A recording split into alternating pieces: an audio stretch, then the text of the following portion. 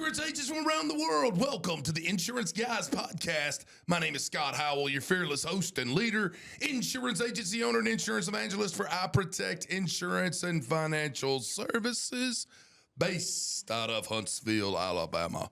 And before we get started on today's episode, please help me welcome. He is a 6'3" sophomore from Mobile, Alabama. Parade first team All-American, Rivals 5-star recruit. He is a fantastic insurance agent and a great American. Ladies and gentlemen, please put your hands together and welcome the incomparable Mr. Bradley Flowers. How are you, Bradley? I'm great, Scott. You don't sound great. Man, I'm the best I've ever been. If I was any better, I'd have to have twins. Ladies and gentlemen, I'm in Mobile, Alabama. And when I left this place going on 3 months ago, there was a foundation of hope being built in the parking lot across the street.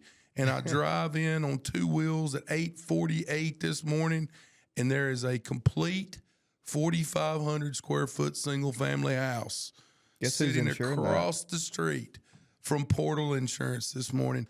Somebody is changing the demographics of Mobile County one house at a time.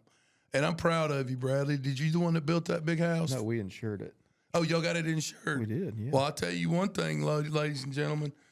They're moving fast. In the span of why you need a local independent agent, I would say because I can get up, pour a cup of coffee in my SpongeBob SquarePants underwear, and walk across the street to my local agent's office is a pretty good reason because you can literally pick up a rock and hit that house. The door will be locked when they get here, but they can walk across the street and come see us. Bradley, I'm so excited about our guest today. I know we're running a little bit behind this morning because of a lot of reasons to do with me, but I want to bring him on because we've been using this product. I think we were probably one of the first agencies to ever use this product.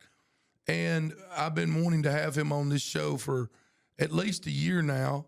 And I feel like I see him or talk to him about every other week, but I'm not going to do the big unveil. You know, there's the 3 kinds of podcasts we do. I like to bring in agents who, you know, really know their stuff, been in this world a while, to help teach you guys something, you know, maybe move the ball one step forward to greatness for you. And then one of the other podcasts that we love to do are these technology podcasts that can help your agency. And I will say this, full transparency, I Protect Insurance uses this product.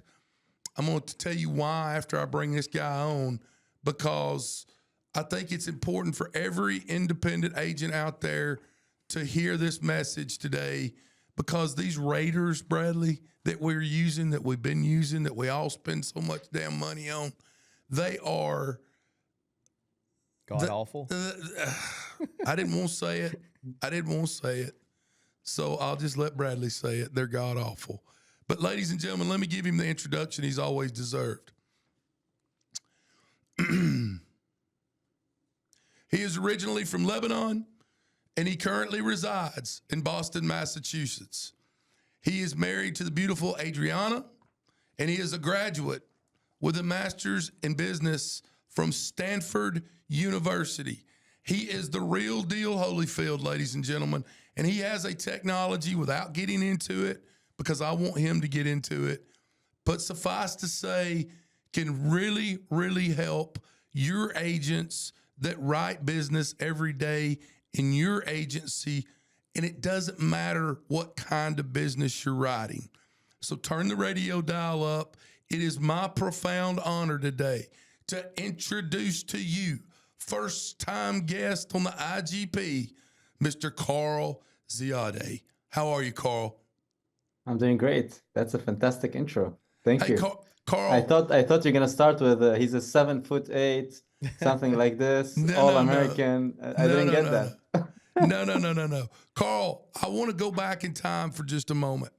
There have been a lot of great things happen with students that graduated from Stanford University. You fall in a lineage of students that came out of Stanford University that are trying to put a dent in the world with what you've been able to accomplish. Now, offline, you and I have had conversations where I've talked to you about, Carl, you're focused on the insurance industry, and I think that's great. Use that focus to, become a better company. But I see so many applications to your product across so many industries and so many things. But today, let's focus on the insurance industry for a minute. Tell our listening audience, and I'm going to jump in from time to time and talk about how Gaia has helped us. But tell our listening audience today, what is Gaia? How did it come about while you were at Stanford? I've got the 14-page dissertation here beside me, but I want you to tell it in your words. Talk a little bit about how it got started and then bring us up to today and where you guys are at. For sure. So I met my co-founder at Stanford Business School, and together we were, flatmates. And Sure. we started over there by solving for a problem that we face, which was around accessing cars for cheap. Yep. It was COVID times. Drivers were expensive. Uber was expensive in general. There was shortage in drivers. And we figured we would build a car sharing thing, given that Turo and Getaround didn't seem to us as a peer-to-peer marketplace platform, but more so as a professionalized communities. People who list cars on these marketplaces were more people that would buy 20 cars and list them versus you having your car now parked in Alabama, and we're busy the full day, so why not renting it Sure. out? That didn't play out. And so we built something like this for Stanford campus. And the idea was that we would scale community by community. That was, a 6-month grind that introduced us to the car space, car dealerships, car financing, and car insurance. And that's when I reflect on that moment, it speaks to both Jean-Pierre, my co-founder, and I's conviction that to get a great idea that would potentially change the world, you got to get to the grind. You got to start doing That's stuff. right. Great ideas will never come on a whiteboard. And so while I do come from a consulting background, and consultants I know are known for paralysis analysis, Did you say I wanted to get paralysis by rid analysis? paralysis analysis, like Yeah, it's like yeah, you're so paralyzing yourself. I tell my people in my agency that all the time, especially my marketing people or my agents who have a great idea. I say, guys, listen to me. You cannot allow the perfect to be the enemy of the good. And I see it from people. Let me tell you where I see it the most, Bradley. People who want a podcast. Yeah. Oh, I can't podcast. I don't have the Joe Rogan microphone. I don't have the $5,000 camera. I have a head cold. I have a head cold. I don't have the cool background. Oh wait, we got to get this. I don't have the studio. Just start. Yeah. Go ahead. I'm sorry, Carl. No, Getting me to get off on my that's a great, soapbox. that's very, very, very, very timely. And so we started with that. It failed. In 6 months, we concluded that this doesn't work. We believe that the car rental market is kind of perfectly imperfect, or imperfectly perfect, if you want to put it. Sure. We learned that how car rental companies make money, more so from the buying at discount, offtake agreements from the OEMs, and then selling them in a few years after a few miles runs on them. So it was less. So it felt like there was no money to be made in that business. Sure. So we pivoted. We pivoted into solving for the car loan issue. We realized that dealerships in the US make most of their profits from car financing or financing contracts on the cars. And so we Hey, figured, Carl, can I stop you right there? yeah, So I just got through having a senior level presentation given to me by a not carrier. Well, I guess you might call him a carrier. I don't know.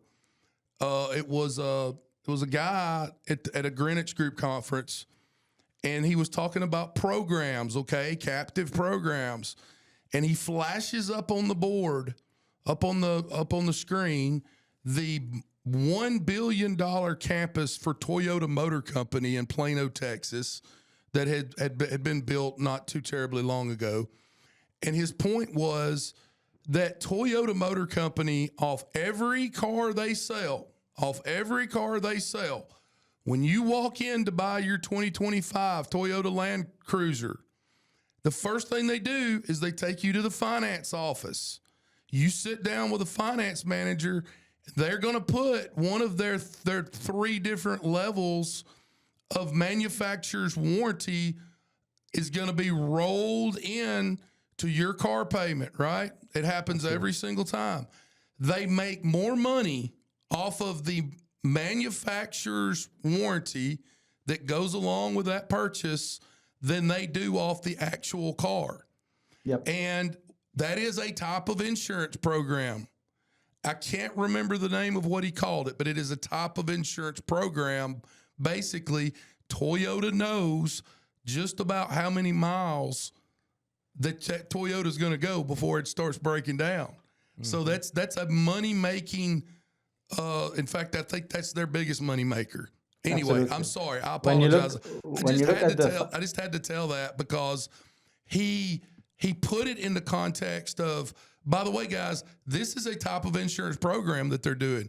This manufacturer's warranty that they sell Toyota Motor Company at the time of sale. Yeah. Like when you look at the statistics of CarMax and all these big dealership players, when you look at their profit margins, it's clear that financing deals are 100%. the biggest profit centers. And so 100%. we figured, hey, people come to an insurance agent, to an independent insurance agent to reshop their car insurance. And they do it very regularly because they see the ads everywhere. But they rarely go and shop originally their car loans, let alone reshop their car loans. So we started building a platform for insurance agents to, in a few clicks, refinance the cars of their prospects or existing clients. That's how Gaia started entering and serving the insurance agent market. We did it for a year, but this was an opportunity in which we were swimming against the tide. During that time, Fed rates increased from 2% all the way to 7% now. Now they are starting to decrease again. I think they dropped it by 0.5% a couple of weeks ago, but it was an opportunity that was swimming against the market. Usually for a great company to build, you need a team, you need a problem, but you also need a market Sure. that's big or a market that's very growing. And so we felt like, hey, we're swimming against the tide. We like to swim against the tides. Usually salmon are attributed a good quality usually, but from a venture perspective, that was not the right thing. And so as part of building that, we built a lot of stuff around copying from carriers' websites, from comparative raters, so that we can start a car loan application in the backend, so that we can reduce the data entry redundancy, because we know that independent agents are very, very busy. And so we wanted to make it easier. And that's kind of the journey of starting to copy and engage with these portals. A year later, one guy told us, hey guys, you're copying all of this. Can you send it through an API to my Salesforce? Because my agents are so busy, they are not updating their CRMs with the latest and greatest details about their clients. And so when remarkets come down 6 months later, or let's say you want to touch base with the client that you couldn't close 6 months earlier, we're not having the latest, correct details, because our agents don't have the time to go and do sanity checks just to maintain hygiene on our database. Right. So we're like, yeah, sure. We hacked the tool over the weekend. We came on Monday, presented to him. He's like, great, $500 a month. That's my SaaS subscription to you. Yep. And so that was a point in time in February 2023 where it was evident to us that, all right, we're swimming against the market on the loan side, but look, we have a great productivity tool on the other side. So we went back to the markets and we talked to Frank Sentner, of course, the Santa Claus, Sure. the insurance Grandfather of The godfather. OG technology guy. Yeah. I was talking to him on Friday, actually. Yeah. Oh yeah. Love Frank, man. Great guy. So we presented to him a Figma mockup around our vision of Gaia, which we're gonna talk about more in a bit. And he was unlocking, absolutely unlocking. He connected us with all the right folks, and we started having the great design partners with whom we weren't worried about looking dumb. We weren't worried about appearing too perfect, and we just went through the hustle. Yeah. Well, one thing before you get into Gaia, so I'm going to give this advice to the listeners. So my North Star in an Insurtech, any Insurtech we're looking at, really any service, doesn't have to be an Insurtech. Usually the deciding factor of if we're going to use XYZ company or not is, does this create more multiple entry or does this eliminate multiple entry? Preach, baby, preach. Or is this, and I've talked about this a lot, is this a whack-a-mole situation? you're creating less entry over here, but more entry over here. Mm-hmm. And in that case, for me, that's a net even. I'm not going to use the tool. And one thing that I fell in love, just even with the idea of Gaia before I even used it, and I remember, so we built our own comparative rater. I talked about it on the podcast a couple years ago. And I remember Andrew Ryan called me after he saw Gaia, and we were about halfway through building the rater. And he's like, you need to stop building it and you need to look at Gaia. And we continued to build it. And we actually sunsetted that. I don't know if you know that. We actually sunsetted the rater a couple months ago. It's still functional if anybody wants to buy it. But we sunsetted that in favor of Gaia. And what I love about the idea, the technology, is it is the definition of eliminating multiple entry, which I think is the biggest disadvantage to independent agents when they are in a competitive situation, especially. Agreed. So, Absolutely. And that leads us right into it. When we started building Gaia, we figured what's the biggest problem that this industry faces? And that problem is like, it almost plagues the industry, not only on the broker side. Like when you look at the claims, the underwriter side of things, same problem. So the biggest problem was repetitive data entry. You have a lot of carriers to quote, you have a lot of systems to adjust and update and maintain. And it felt like at all time, and you look, if you want to just zoom into the core activities of what an agent does, it felt like Control C, Control V, or copy and paste is the single highest, most frequent keystroke that you do per day. yeah, And mine are worn out on my keyboard. yeah. So we asked ourselves before we start building and before we started even solving for the solution, what has been done? And there's a lot of great stuff that has been done. Comparative raters do solve for a major problem on the personal line side. And on the commercial line side, they started coming together as well a bit later than the personal line world. And there's many of them. So And the commercial lines raters out there are way better than the personal lines raters, which is crazy to think about. Yeah. Well, and let's stop right there. Okay.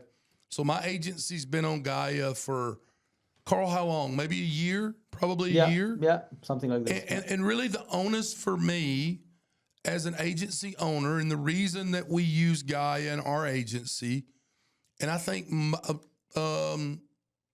probably three or four of my agents use it a lot. I think it's continuing to build. And the more somebody uses it, just like when you played a video game when you were a kid, the more you played that video game, the better you got at it, and the more you used it. But the real onus for me was when we were at the zenith of the hard market about a year ago. Carrier reps were actually calling me and saying, don't quote us through your rater. Don't quote us through PL Rater. Because if you do, it's just going to tell you that we're not going to give you a rate. Because at that time, they didn't want to write business. A lot of them are still that way. So we're able to use this Gaia, which is a Google Chrome extension that allows you to supercut and paste from one spot into multiple spots, all of the information. And it's carrier agnostic. And so it allowed us to do this, you know, what on the surface seems like a very simple task, but it just allows you to go bam, bam, bam, bam, bam, without, you know, having to regurgitate, or as Bradley said, how did you put it? The duplication of effort, or multiple entry. Multiple entry. I'm sorry, I didn't mean to get off on a tangent, Carl, but I wanted to kind of let these agents know how we're using it in our agency to circumvent just having to go to each carrier site, and let's say it's a homeowner's policy or a BOP or something like that, to have to recreate these over and over and over again. It's just bam, bam, bam, bam, bam. So anyway, Go ahead. Yep. So we figured that the workarounds that exist today are great when they work, but the problem is that it seemed like it's very frequent that they don't work. Correct. And it's not because the tech is bad. It's not a problem of bad technologies, Right. smart technologies. It's just a problem. It's just more of a structural problem. It's a problem of, we want to reduce the quote flow.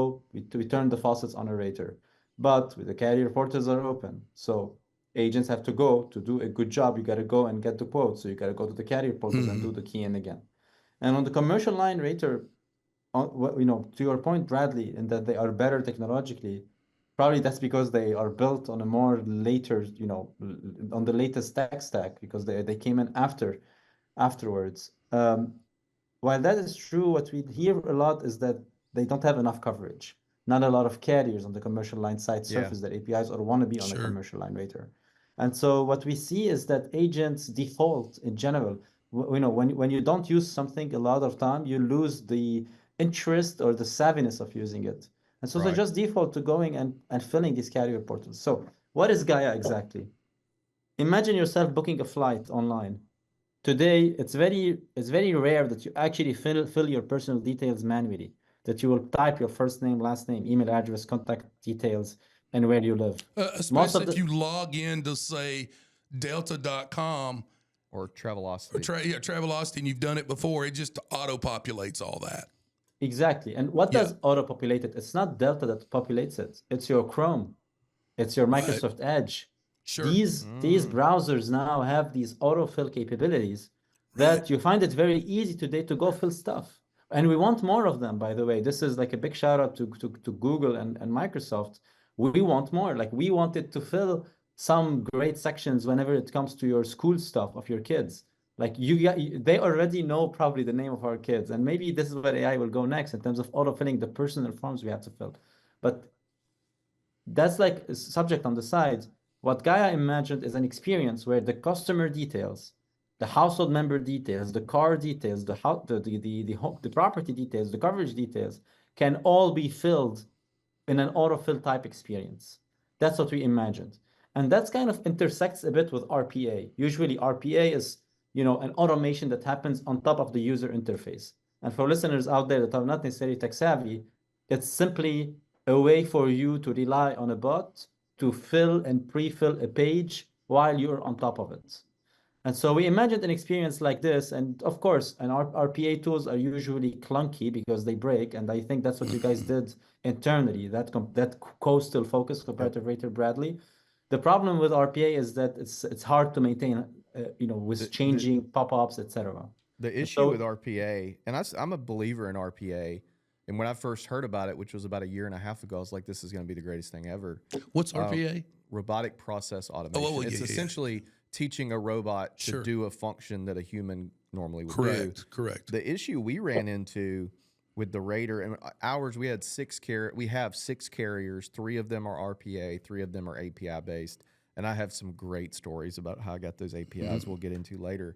But the issue we would run into is you look at a carrier site, right? It looks the same as it did yesterday, but that carrier may move a field a millimeter to the right. And I don't know if the millimeter is the right term, but they change things that aren't necessarily foreseeable.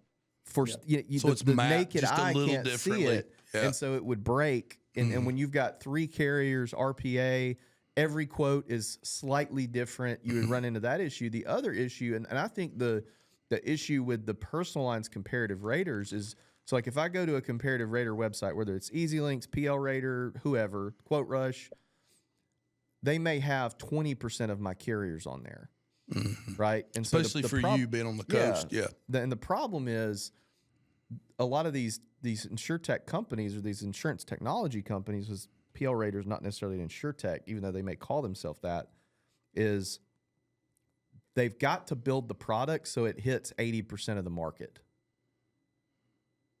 So therefore, you've got something that only benefits the middle of the country. Sure. You see what I mean? You have to get where it's the most cross-pollination, and that's sort of what we ran into with our carrier too, because our initial goal was to bring other agencies on it to sort of help supplement the cost.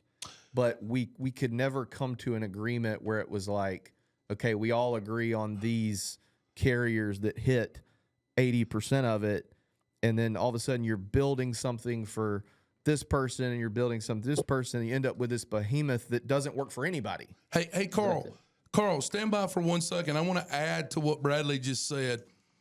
The other issue that we now have are these, what you and I call Insurtech carriers. They will openly tell you, we do not and will not put our product on a rater because we feel like, and I've talked to multiple carrier CEOs of companies like Orion and They're on a rater. They're on there. are they now? Yeah. We got their API actually. They're great to work with. Okay, well, Yeah, but there's others that are more standoffish. and they're I have a story on that too. the take on that from the carrier side, which by the way, I kind of get this. Like, this is actually like a real thing. Is their belief is raters teach insurance agents to sell more on price than value. And they're looking at it the complete wrong way. But I kind of get their point. I get why they think that, but they're looking at it the complete wrong way. It's not about competing on price. It's about making it as easy as possible for agents to get a quote through your system. Right. That's the reason for it. But I'll tell you, Carl will appreciate this story. So we have this one Insurtech carrier that is anti-rater, right? And it's because everybody thinks their baby is the cutest. Mm-hmm. They're like, I put Laurel and I, we cut the holes in the pumpkin yesterday, and we put our baby in the pumpkin and took pictures. We think he's the cutest thing in the world. Everybody thinks their baby's the cutest. He is cute. And so this carrier, like, we built this amazing tech platform, and we're not going to be on any raters. We're anti-rater. I even called the CEO of the company, who I don't have a relationship with, and he told me that. Well, we were able to do it through RPA. And so about 2 weeks later, I went to a meeting that this carrier held for all the agents here. And I built this rater with another agent, another agency owner. We shared the cost. And he was in the meeting too, and he was sitting a couple of tables ahead of me. And the guy's up there talking, and somebody asked about comparative raters. And he said, we're not on any comparative raters. We will never be on any comparative raters. We are staunchly against that. And he turned around in real time and looked at me and winked and turned back around because we had just got them on our rater and they didn't know it. That's funny. But that's kind of the beauty of Gaia is to and if you want to talk about this, it's to some degree it is carrier agnostic. It is. It may not be 100% carrier agnostic, but really from the carrier side, it's no different than if an employee was sitting there entering that info in. And by the way, Carl, before you go off on this, because I want you to, if there is a carrier site, you guys so far with us have done a really good job of, if there's something we need from a carrier site to allow us to be able to use the super copy, super paste functionality, you guys aren't afraid to jump in there and get it done. Yeah, you know what I mean? Like, okay, we need that one. Let's go get it. Yeah, go ahead. So what is Gaia today? Gaia today is a very lightweight plugin. It's a browser extension. So browser extensions are, literally something that sits on top of your browser on the edge. Absolutely. Everyone in the agency world is quoting today through a browser. You access the internet through your browser, probably either Microsoft Edge or Google Chrome. What does Gaia do? Gaia powers a super copy, super paste phenomenon. What does it mean? Let's say you have a deck page that the customer sent to you, or a policy summary, or an accord form. You can upload that to Gaia. Literally, Gaia will be going around, parsing it all out, and Gaia will segment it and it will categorize it. So you're going to see customer details, second household details, third household details, cars details, the first car, the second car, the third car, the property details, the coverages. You're going to see all of that. And once it you gets see all of smarter that, as you go, right? Exactly. As you continue, so as you upload stuff, the more you enrich that clipboard that is kind of going to be held within Gaia. And it's going to be held within your local storage unit. What does it mean? It means that your Chrome or Microsoft Edge, just like a cookie or a cache that is within in-session storage, So it's not going to be stored on our servers. So no problem around data privacy and security. Things will be stored locally on your computer. You log off, it's gone. So it's like a temporary memory that's going to harness this clipboard that contains information extracted from these PDFs, from these websites, wherever. Now, once that information is there, let's say you go to a new carrier, any carrier you want, you go into it, and you're going to see Gaia allowing you to paste on it. So the first page, customer details, you click on paste, and boom, you see Gaia filling each field one by one. You go to the next page. There are now cars you need to paste.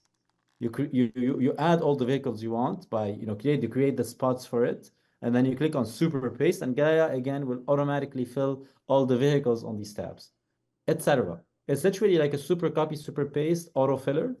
And the good thing is that we were at ITC just last week, and we realized that everyone and their mom, every Insurtech company over there is selling within their key motto is that it's a platform.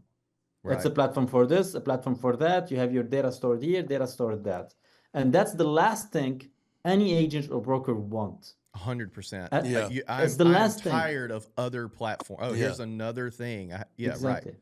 Yeah. It's like, oh my God, now again, I gotta remove my data. I gotta migrate over there. I gotta retrain my team. Sure. People are tired of switching platforms. I mean, there is a lot of great AMSs out there that are new, but it's not 10x new so that you can ditch your Applied Epic or Vertafore AMS 360. Maybe it's a bit better, but it's so costly to migrate your data, switch your team, so hard.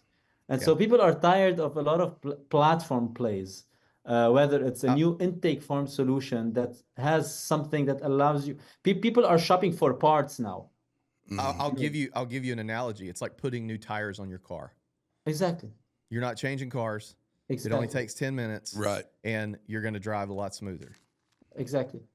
There you go. Yeah. There you go. Add that to your pitch deck. Yeah. I've got a question. So I love companies that pivot. Okay. I love a good pivot story, right? Like one of the most famous ones is Slack, right? I don't remember what Slack's first business was. It was something in the financial sector, I believe, and they were going out of business. And have you heard Slack? the story? Actually, it was in the gaming space. Gaming space. Okay. So they hired a consultant to come in to because they were going out of business, and the consultant saw what ended up being Slack, and he's like, "What's this?" And they're like, "This is an internal communication system we built." And he's like, "This is your product." Yeah. And now they're a multi-billion-dollar company that has skyscrapers with their names on it in Denver and stuff. And so at what point did you guys realize that A, that this is it, and B, was there like an aha, this is going to work? And was that before or after Scott and I started using it?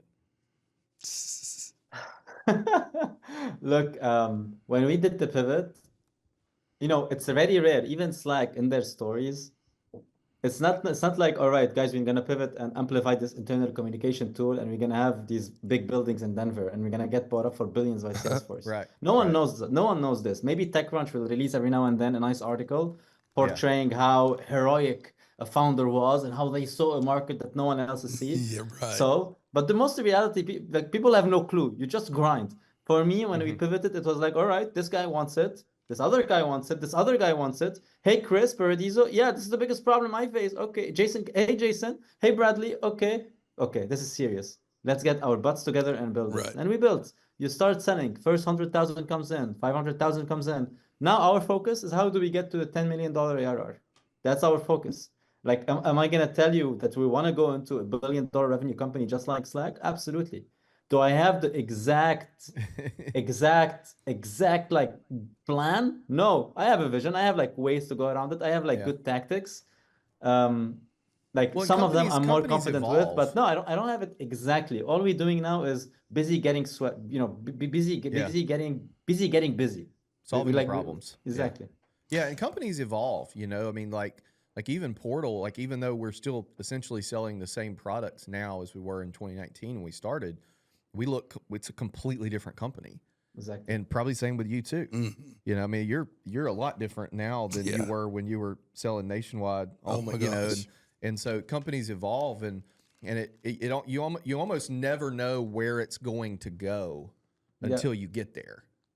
And one day you look up and you're like, oh wow, this is awesome. Hey, Carl, in our One, limited, one thing go to ahead. add to the question of Sure. Bradley. The other thing that gave us a lot of confidence to go all in and continue the hustle was the fact that not only did we retrieve guys that opened their doors as design partners, we had guys not only prepaying like a Kickstarter campaign for the product, we had folks like a small independent agent putting in checks in us. So we ended up raising a total from 50, 60 agencies, on average 20 to 25K checks, and on a safe, all in one pool, united. And that was like, all right, these guys are betting on us, and we're not insurance nerds. And it's not like I come from Sure. 20 years at Liberty Mutual. No, we're newbies. But they trusted us so much with the tech that we're building and the problem we were solving for. And it was like a visceral need for them to see an industry evolving out of an API dream. Look, for the past 10 years, this industry has been 2 years away from having full-blown open APIs with all systems communicating with everyone, with each other. Yeah. It's been 10 years, you've been 2 years away. So at some point, one has to admit that it feels utopian, a world where APIs will just flow in insurance. And from a structural perspective, I feel that insurance will never get there. We've been in talks with Reed from Ivans, and the biggest thing Reed says that we gotta have standards. We gotta have better standards. We gotta have better standards. Well, my view is that that's never gonna happen. You have a lot of it's like asking London to cut down all their railways and Right. switch to some new commute system. Now that we're into cars and tires and stuff, Yeah. a moment ago, that's another analogy. But we feel that today the rise of language models will allow us to, given that the cost of intelligence is dropping down to zero, will allow us to keep these heterogeneous standards, to keep these non-communicated systems, and have them bridge intelligently without requiring a human transducer that's going to have friction, needs time to train, will get sick.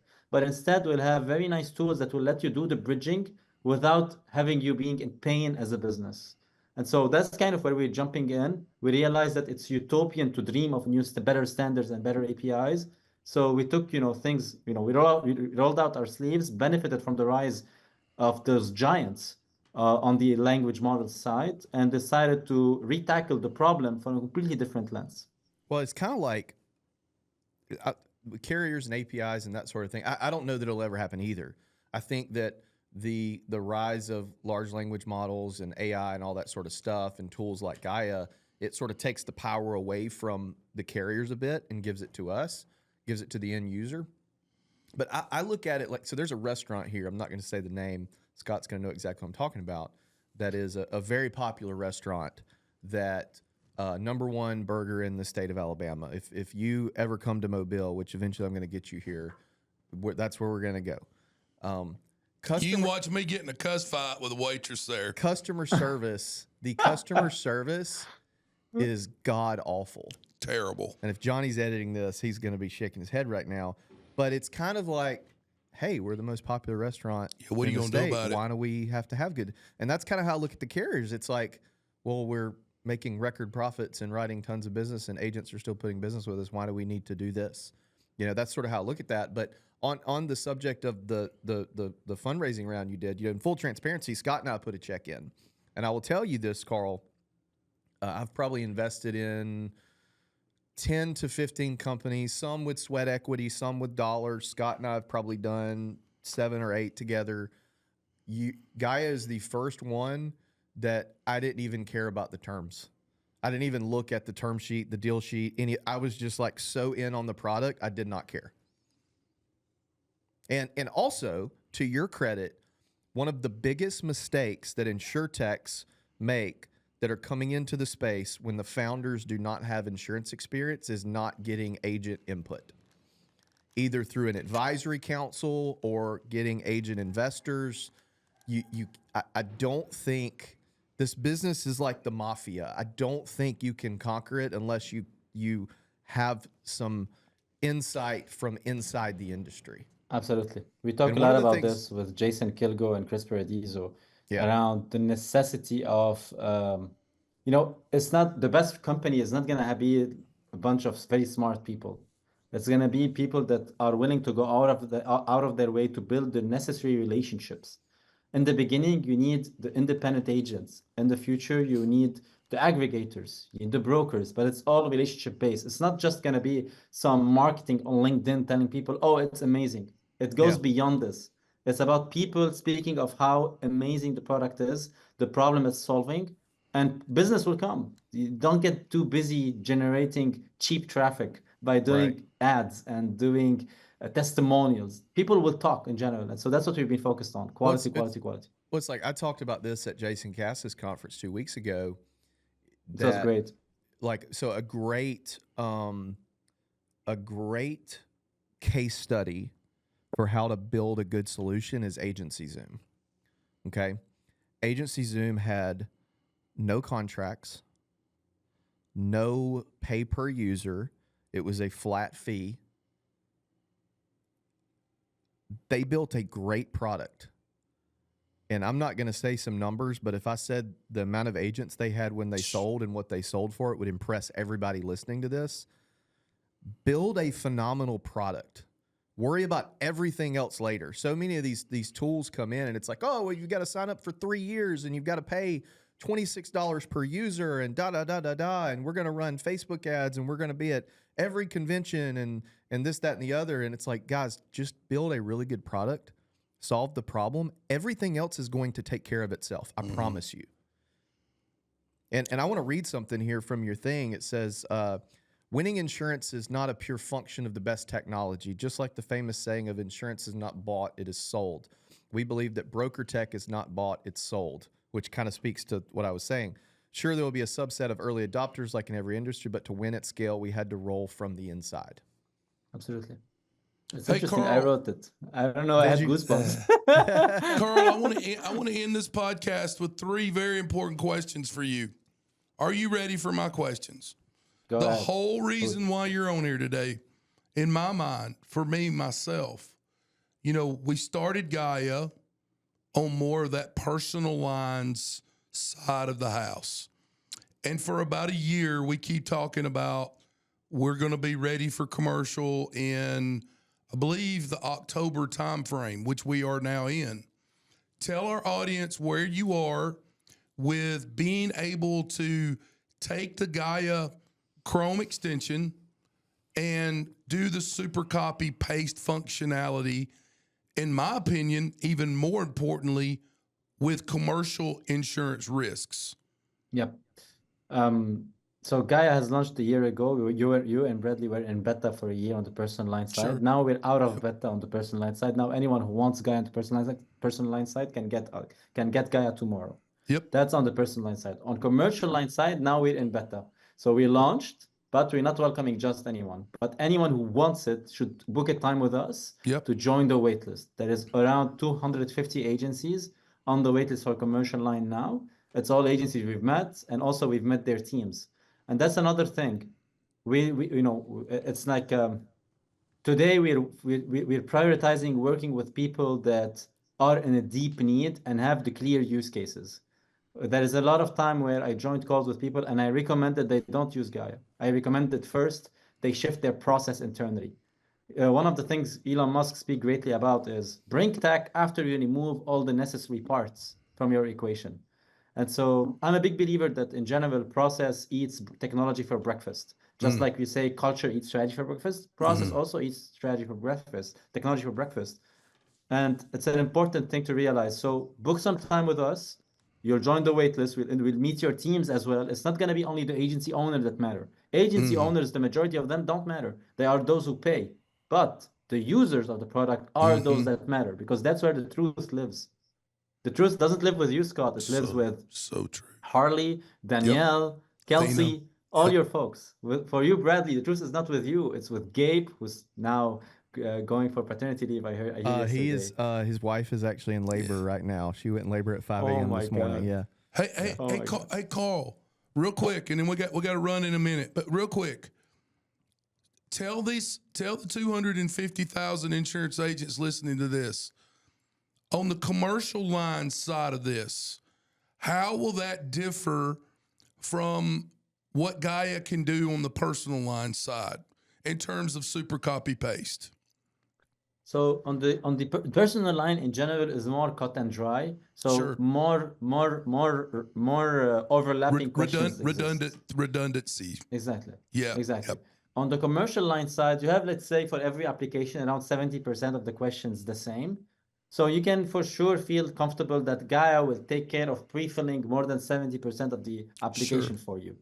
Now, for all the other underwriting type questions, those questions that come in the format of yes, no, no, yes, yes, no, no, no, these are stuff where it's a bit nuanced because each carrier answers the question differently, but the difference is very nuanced that you don't want to mess it up. Even if it looks similar, sometimes there is an added a clause within that question that Right. makes it different from another one. So for these ones, that's where Gaia, we're investing more resources to be more intelligent in deriving those insights, cross questions. But at least for now, all folks want is to take care of the 70% that matter on these applications. Take care of it. Now, the other thing is that you can within Gaia set up defaults across carriers, and that's something we forgot to talk about. A lot of the time, you know for a fact that for given questions, it's always a yes or a no. It's always Right. no, I'm not, this customer is not an Uber driver or whatever.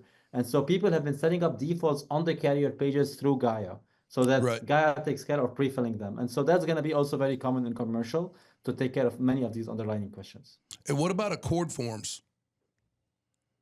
Gaia today can copy from Accord forms and paste into Accord forms. No way. Yeah. However, in the commercial line world, there is a lot of supplementals. And Yeah. supplementals are very kind of different across carriers. Sure. And that will be coming later. We're building like a great platform for you to upload your templates that you in general need to pre-fill. And once you've copied something that's relevant to a section within your template, Gaia will be pre-filling it for you. But for now, this is like for future roadmap. The Accord thing, man, is if you guys can pull that off, because there's been several players over the last 10 years who have tried to do it. And in my humble opinion, nobody's really been able to pull it off. Yeah. Hey, last thing, Carl, then I'm going to let you go. Do you know how many different case uses I've thought of for Gaia? And I mean, on its simplest element, I thought, just doing something with like American Express business, okay? When you do, you can export your transactions, but you have to tag them individually in American Express. Like there's no functionality where you can create a menu of these are the expense categories, and if you see this business, the website automatically tags that expense to whatever. I could see where you could like use Gaia and download your spreadsheet of your American Express expenses, take that to Gaia, and it just automatically tags with all of your categories for each individual one. Look, there's a lot of use cases that are interesting across the banking space, the loan space, mortgage loan space, real estate space, tax, 100%. healthcare. A lot of interesting use cases, and we're very aware now. We're not spending resources looking into other industries. Why? Because scattered efforts lead to no results. Exactly. So we focused very much on the biggest industry that has a lot of forms, which is insurance. But I'm not gonna lie to you, I do spend an hour or two per week where I get pinged by people. I had like this week, like 3 different calls with mortgage brokers who are kind of quote unquote begging us to release a tool for mortgage. But we're kind of more taking distance for now, taking it slowly. We believe there is a lot of smart technologies out there that will be solving more vertically for these different industries. But at some point, whenever we feel like, all right, we can dive in them, we will. For now, the focus is Gaia is not like DocuSign at this stage where it's horizontal contract signing application. It's not like Calendly, a scheduling tool. It's very insurance specific, and we're going to continue this way until we exactly figure out all the pain points on the data repetition side. But whenever we're ready, we can always be scaling and hiring folks that will take care of the other verticals. But we're very dedicated at this stage to the insurance industry. Awesome. Cool. Guys, as I end every episode, and Carl, thank you so much for coming on today. And we'll put the link to register for Gaia in the show notes. Absolutely. This has been long overdue. I can remember Bradley and I having this conversation about bringing you on, but I didn't know until I got here this morning that today was the day. And I'm so happy for you to be able to get on the show, to get the message out to all these agents, because this is a technology, guys, that, as I tell all of you all the time, not saying you need to go, it's the end all be all, but I am saying you need to sign up and try it. Let your agency force try it. And for those that will, take the ball and run with it and use it, I would say it will increase their efficiency a lot, especially in today's environment that we're in, with so many different moving parts and different things that, this can be a game changer for your agency. So at least try it. Just try it. But as I end every episode, rewards come from action, not discussion. Get your ass out from behind that desk today. Go out into the big bad world. Sell insurance and make money for your family, for your wife, for your husband, for your kids' college fund, and for your parents and in-laws that are struggling out there. Go make money for them. Write good business for the agencies that you represent, and write good business for the companies that you represent. Bradley Flowers, I love you. Love you too, man. Thanks, Carl. Carl, Thank you so much, guys.